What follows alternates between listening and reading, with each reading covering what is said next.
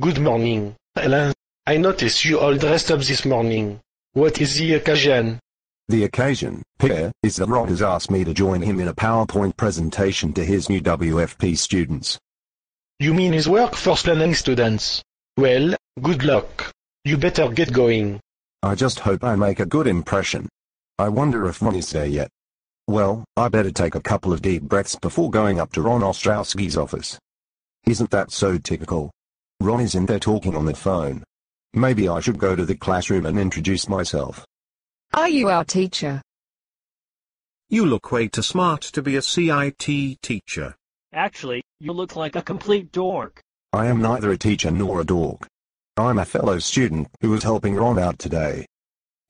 Wow, didn't that phone call take forever?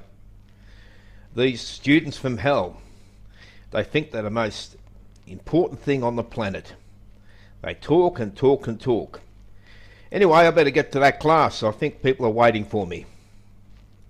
Hello students, my name is Ron. I'd like to welcome you to Workforce Planning and Analytics.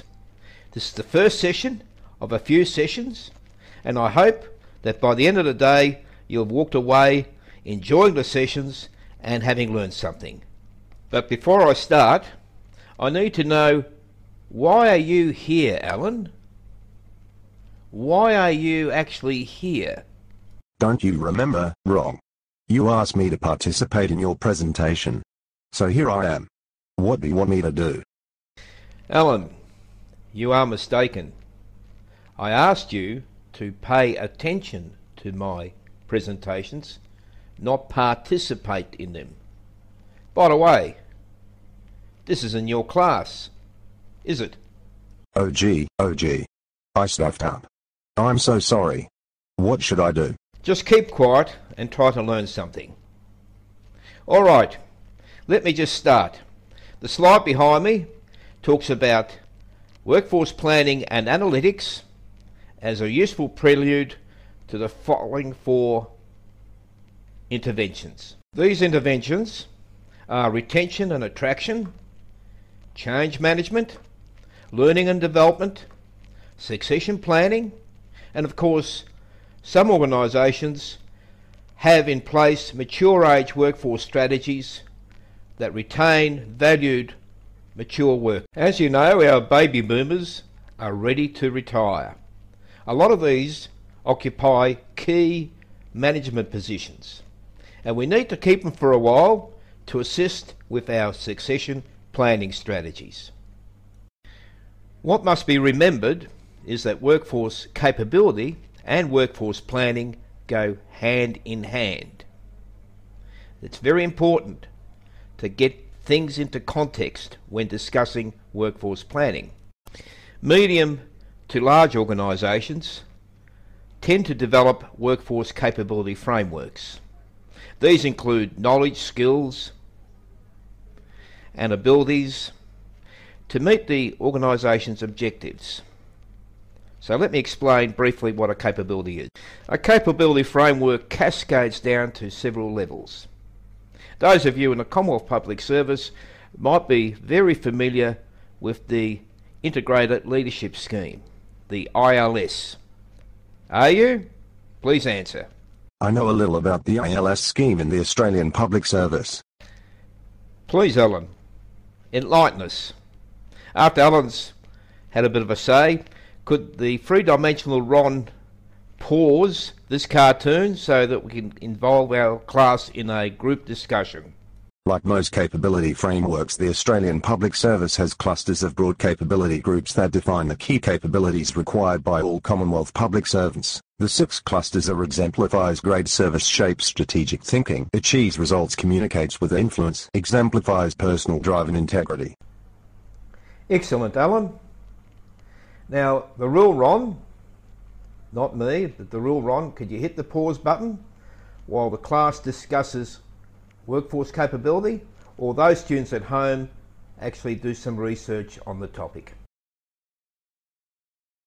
As my clever slide says, workforce planning must be integrated with business practices and should incorporate an analysis of the current and possible future operating contexts. Okay, that includes business planning practices. As we know, business planning is an educated guess in forecasting the future of the business direction. And you should be considering in a business plan monitoring the economic environment as well as workforce issues and organisational strategies. As a subset of business planning, workforce planning essentially is about getting the right people with the right skills in the right jobs at the right place at the right time at the right price all of the time. Based on the best available data to hand at this point in time,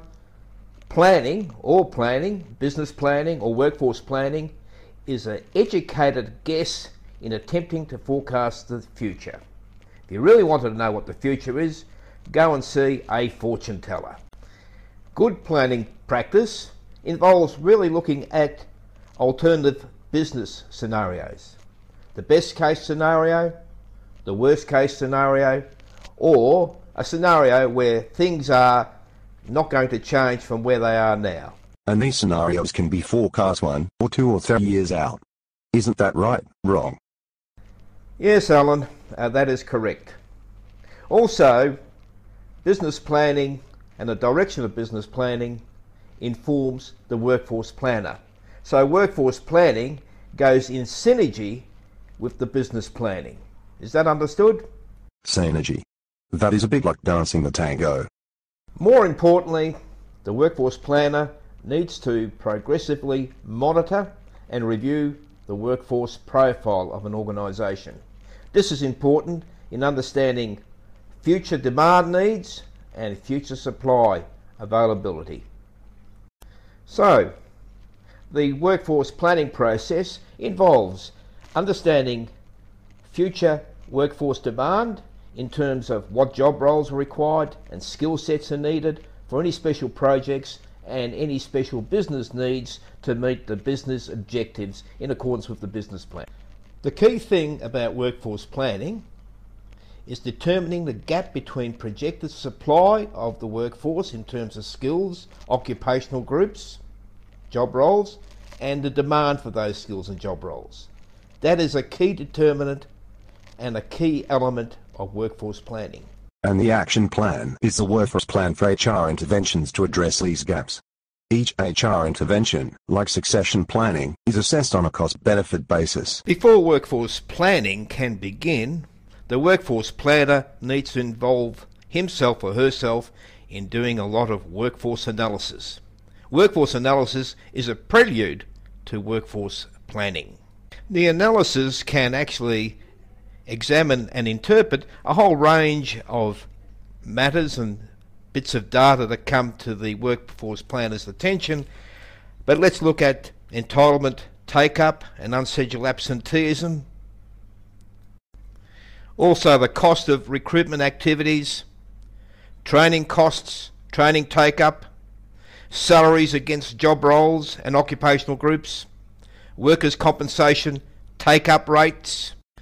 We need to understand the workforce profile in terms of skills mix, job roles, age, gender and diversity.